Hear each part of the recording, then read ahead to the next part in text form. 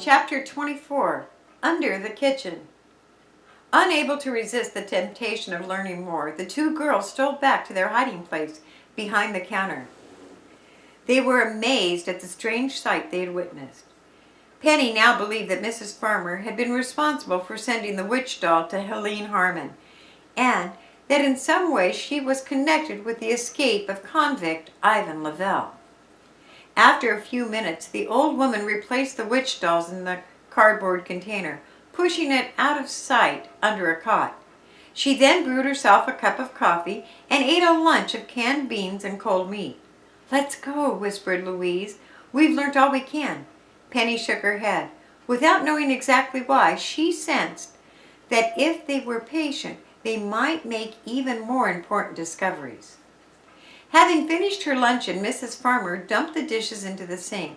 She set to work making sandwiches using plain slabs of meat between unbuttered, moldy bread. The sight fairly nauseated Louise. "How could that creature eat such vile food?" she whispered. "She doesn't intend it for herself," guessed Penny. "I bet those sandwiches are meant for some other person." In a moment, she had further proof of her words. Mrs. Farmer took a small brown jug and filled it with water from the tap of the sink. She placed the container on the table beside the sandwiches. A conviction now came upon both Penny and Louise that the woman intended to take the food and water to someone who was being held prisoner. Could that person be Melisandre? They wondered. Their attention returned to Miss Farmer as they saw her cross the room again. She washed her face at the sink. Then, with a sudden motion, she jerked off a gray wig. "A man!" gasped Louise. "All this time, he's been wearing a disguise pretending to be Mrs. Farmer?" The man swiftly divested himself from the long dress, beneath which he wore a complete costume of trousers, shirt, and jacket. As he turned towards them, the girls saw his face plainly. "Ivan Lavelle!" Penny whispered in awe. "Dad showed me his picture."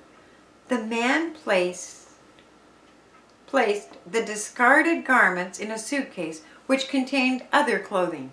Sliding the bag under the cot, he turned once more towards the stove. To the astonishment of the girls, he gave it a hard shove. The range moved sideways out of position, disclosing a door cut into the flooring beneath. They saw the man pull up a tarp, and taking the jug of water and the sandwiches, he cautiously lowered himself down the ladder. "Well, what do you think of that?" gasped Louise.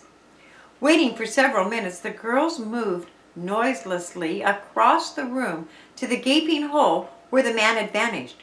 Their eyes penetrated only a few feet into the dark cavern. "What do you suppose is down there, Penny?" "A prison, Louise. That fiend probably is holding Melisandre a captive." "Oh, Sandra? Then that shadows your theory that he was spirited away by Spider." Penny did not answer, for she had pulled the suitcase from beneath the bed. She removed the disguise which the man had worn while posing as Mrs. Farmer, and a smile of triumph came over her face. In the bottom of the case lay a strange padded object. "What in the world is that?" Louise asked in a whisper. "I'll show you," said Penny. She slipped the leather strap over her shoulder so that the pad fell into position on her back. Bending low, she took a few steps across the room. Louise instantly caught the idea. Another disguise. Yes, and a clever one. Lavelle pawned himself off as Spider the Hunchback. But how could he have changed his face and voice? The man is a marvelous actor. He used makeup too. Penny tore off the hump, packing all the garments and a pair of shoes previously found back into the suitcase. She caught up the newspaper with the penciled robbery story. "We'll confiscate this stuff as evidence, Louise, and now the thing to do is to get the police here as quickly as we can. Yes, that man may take a notion to come back any minute." Penny thrust the suitcase into her chum's hand. "There's your loot," she said. "Take it straight to the police station and bring help as fast as possible." "You're coming with me?" "No, someone should stay here and watch." "Penny, I'm afraid to leave you." "Hurry." Penny gave her a little push. "After you've called the police, telephone Dad at the office. I'd hate to have him miss out on a big story." "I'll take care of everything and get back here as quickly as I can," Louise promised. Left alone in the empty doll shop, Penny moved quietly over to the hole in the floor. She reflected that it would be a simple matter to close down the trap, swing the range into place, and keep Ivan Lavelle a prisoner. Yet perhaps the cavern had another exit. As the minutes passed and the man did not return, Penny began to grow more uneasy. Maybe he did slip out another way, she thought. What a dud! I would sit here and wait for him while he made his escape. The possibility of such a thing tormented Penny beyond endurance. Finally, she decided to learn just what had happened. Cautiously, she made her way down the steep ladder, counting 14 steps before she reached the bottom. The air was damp and musty. Penny could see only a short distance in front of her. As far as she could tell, she was in a narrow tunnel, leading circuitously away from the doll shop. But where it went, she could not hazard to guess. Groping her way along the cold walls, bending to avoid striking her head, the fear came to Penny that Ivan Lavelle had escaped. She pushed on, her anxiety making her less cautious. Then she was brought up short by the sound of a man's voice. The mocking words sent a chill running down her spine. "Are you quite comfortable, my master?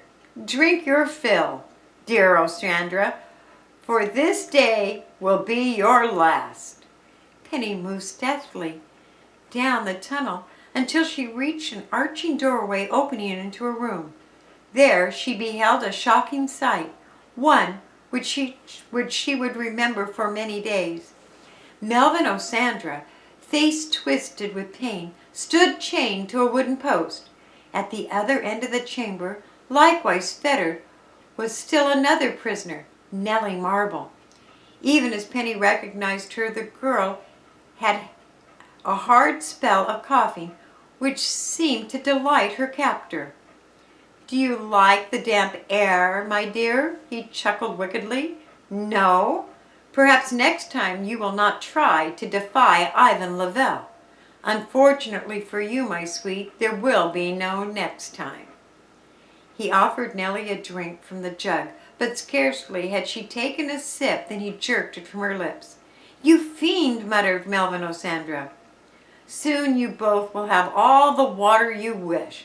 The man laughed harshly. "Yes, all that you wish." "Go away and let us die in peace," Osandra moaned.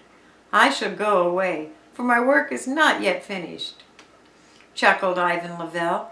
"Before nightfall you will have company, my dear master. Are you not lonely for your beautiful sister?" "You heartless monster!" Osandra cried. "Take your vengeance out upon me, but leave Helene alone." Unable to witness the scene a moment longer, Penny turned and fled down the passageway. She prayed the police would be there soon, so that the two prisoners might be spared further torture. Her thoughts upon the horror she had viewed. Penny had no intimidation of danger, yet she had covered barely half the distance to the ladder when without warning she collided with someone coming from the opposite direction. For just an instant she thought that it was Louise. Then she felt long, bony fingers grasp for her throat. Penny fought like a tiger. Her assailant was a woman, and no match for the athletic girl. However, when she might have gained the upper hand, footsteps came pounding down the passageway. "Lavelle!" screamed Penny's antagonist. "Help! Help!" A powerful hand grasped her by the shoulder and pulled her backwards. Penny whirled around, but could not free herself. She gazed directly into the leering face of Ivan Lavelle. Good work, police, the man praised. We've captured another bird for our cage. The electric torch was flashed close into Penny's face, and then she was dragged down the passageway. Her struggles were useless, for Ivan Lavelle's muscles had the texture of iron. The woman followed them down the tunnel, speaking excitedly. I came to tell you that I'm quitting, Lavelle. This is dangerous business, and I don't like it. When I agreed to do your bidding, I never supposed that you would go to such lengths. Already Miss Harmon is suspicious. I'll have her in my net too before nightfall, the man boasted. You will be paid well for your work, Felice. What do you intend to do with your prisoners? Ivan Lavelle's reply took the form of an evil chuckle. I wish I had never become mixed up in this, the woman went on. You're going too far, Lavelle. When I want your opinion, I'll ask for it, the man snarled. For years I've waited for this moment. Now that it's here, no one shall cheat me. Do you understand? No one. His voice rose to a shrill scream. Hush, Felice warned. Someone will hear you. She watched nervously as Penny was bound to by stout cord. Lavelle then carried the girl to the prison chamber. Melvin, Osandra, and Nellie stirred slightly, and the latter arose with a stupor into which she had fallen. Penny! Not a very bright Penny this time. The gorilla got me too. The flippant remark infuriated Ivan Lavelle. He dumped the girl down on the earth beside Nellie, cruelly tightening her bonds before chaining her to the post. Penny winced with pain. Go on, enjoy yourself, she muttered. It won't be for long. You are quite right, he leered. Not for long. Felice and I must take ourselves to a safer place. The river is rising faster than I had planned. With an ugly laugh, he turned away. Penny followed the retreating figures of the man and woman until they disappeared beyond the bend in the tunnel. Then, with the electric torch no longer visible, the prison chamber was left to darkness. Nellie, have courage, Penny said, struggling to control her voice. We'll soon be free. Louise has gone for help. It'll come too late, Nellie whispered. Listen. Not until that moment did Penny become conscious of the strange sound. She could not be certain what it was, although it resembled the sound of gurgling water. Suddenly, Ivan Lavelle's final words flashed into her mind. Nellie, she said, what did that fiend mean about the river? Didn't you know, Penny? There was a note of pity in the other's voice. This tunnel empties down the river. At flood stage, the chamber is submerged. Yes, already the water is seeping in. Ivan Lavelle has left us to drown. Do, do, do, do.